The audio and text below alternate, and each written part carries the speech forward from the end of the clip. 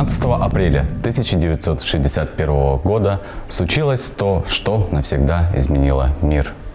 Обычный весенний день простой советский лейтенант Юра Гагарин запрыгнул в корабль «Восток-1» и стартовал с космодрома Байконур, вышел в космическое пространство и совершил полет по орбите искусственного спутника Земли. Время старта 9:07 утра по Москве.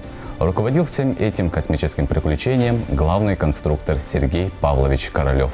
Когда ракета взлетела, Королев сказал: «Только бы слетал и вернулся живым». Вот такой он был, наш главный конструктор, простой и немного взволнованный. Полет длился всего 108 минут, это 1 час и 48 минут. Что за это время успеете сделать вы? Вероятно, немногое.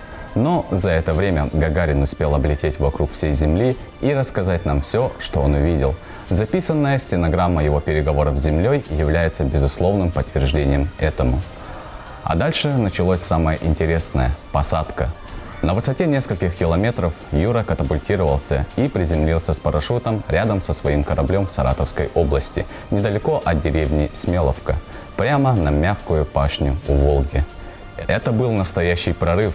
После такого полета человечество наконец-то выбралось из колыбели Земли и начало исследовать космос. Теперь каждый год 12 апреля мы отмечаем Всемирный день авиации и космонавтики. Настоящий праздник для всех, кто смотрит на звезды и мечтает о новых открытиях. Вот такая космическая история, друзья.